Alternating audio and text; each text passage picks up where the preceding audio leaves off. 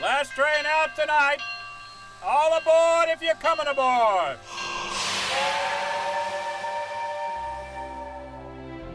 For more than a century, St. Louis Union Station has held center stage.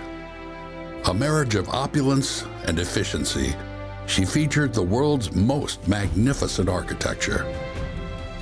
In 1904, St. Louis and Union Station swung wide their gates and welcomed the world to experience the World's Fair. That same year, Union Station at St. Louis hosted another international event, welcoming athletes from around the globe to compete in the Summer Olympic Games. Today, Union Station stands proud and ready to welcome a brand new generation of visitors. St. Louis Union Station, the city's crown jewel, shines on. When you first walk into the Grand Hall, it's like being transported back in time. You're immediately struck by the size and beauty of this historic architecture.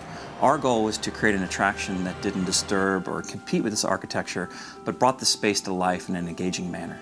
We were working with JRA on several projects, and I got a call from Sean, very excited about this new project. He explained it to me. We went online, I looked at the space, and together we just thought, we have to do a projection mapping show here. John came up and looked at the hall, said he could put on a show that was the 3D mapping. We're working with Technomedia. First of all, we knew we were working with the best in the country. These are folks that have won awards previously, and we knew about their work with the Michael Jackson show in Las Vegas.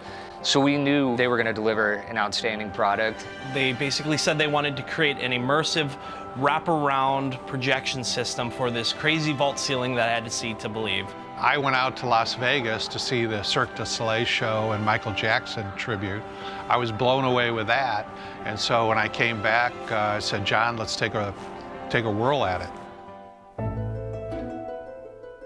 There was a lot of moving parts to this system that made it difficult to really work with.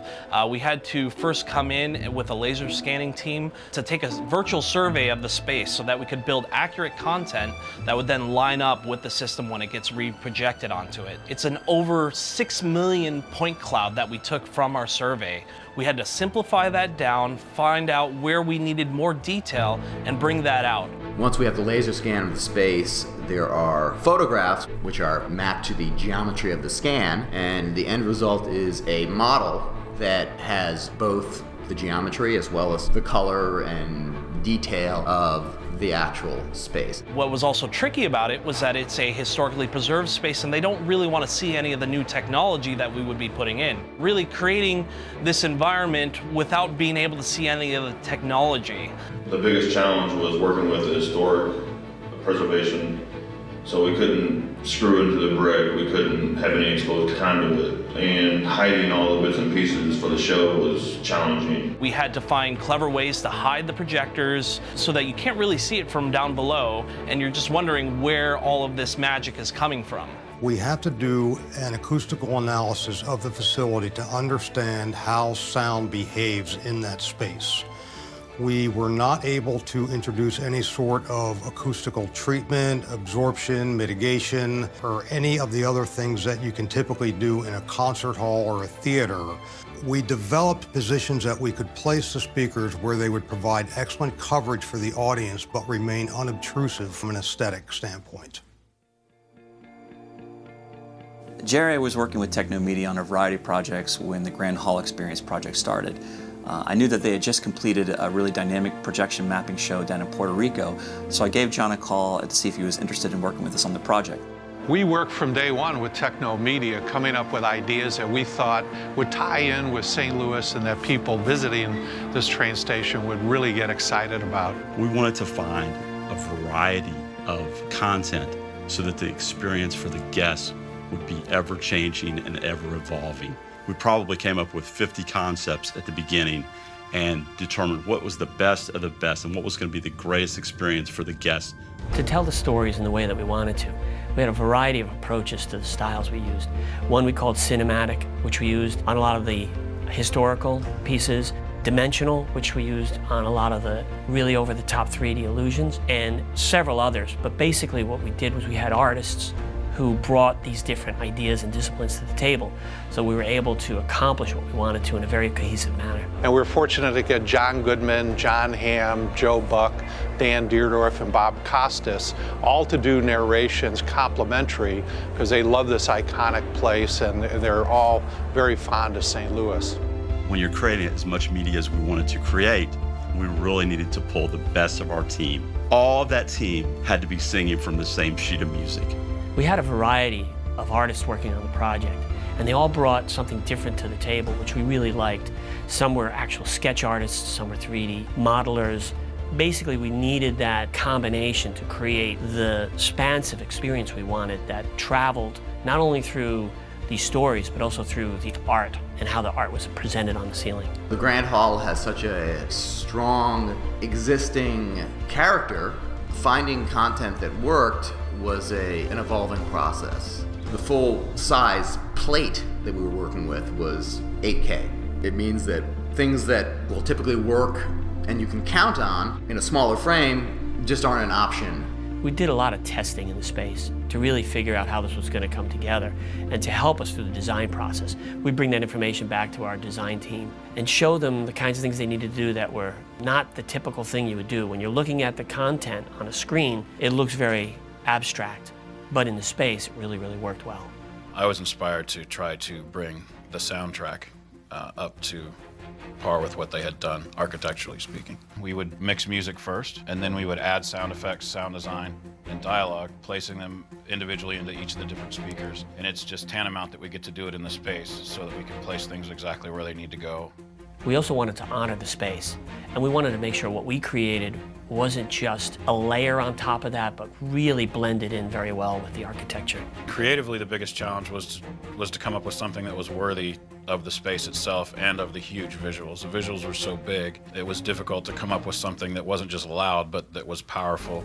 Working with LHM was a great pleasure. They were an amazing client to work with. Once we had all the plans down in the beginning, they gave us free rein to create what we needed to create, and they were so supportive through the process.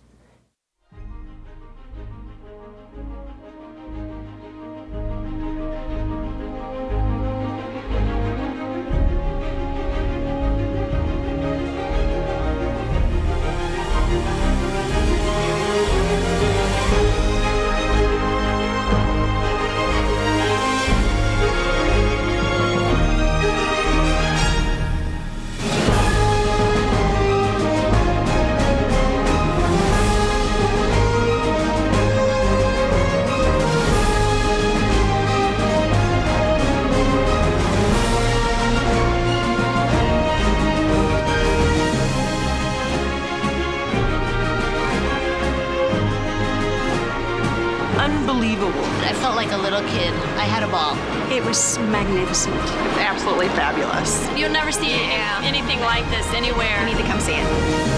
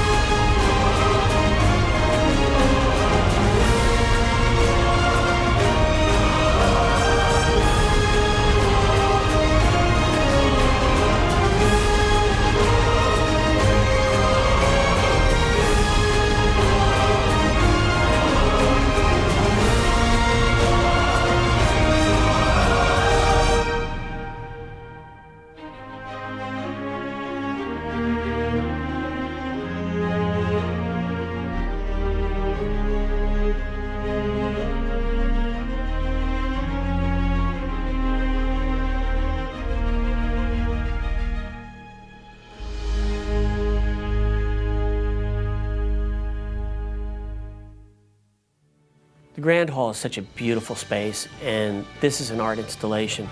So early on, we decided at one point we're going to open this up to artists and young students to be able to download our template, build their own shows, send them to us for curation, and if they were selected, they would end up as a part of the media library up on the ceiling. LHM was great to work with. While the project was part of a greater business development strategy, From the very beginning, you could see they had a real passion for their community and for preserving its history. As we were going along the course with Technomedia, and I'd tell people that we were doing a 3D mapping show, they would look at me like I was crazy. They had no idea, and they would just kind of blow it off. And when I finally would get them here, they were just blown away. And this is really our closing room. So in terms of business, this is where we close business. We're more than happy with the outcome of the project. It exceeded our expectations. We were concerned because of the vaulted ceiling that the sound wouldn't be right, and the sound is exquisite. Everybody comes in, it's a wow factor. The light show is phenomenal, and we're more than happy.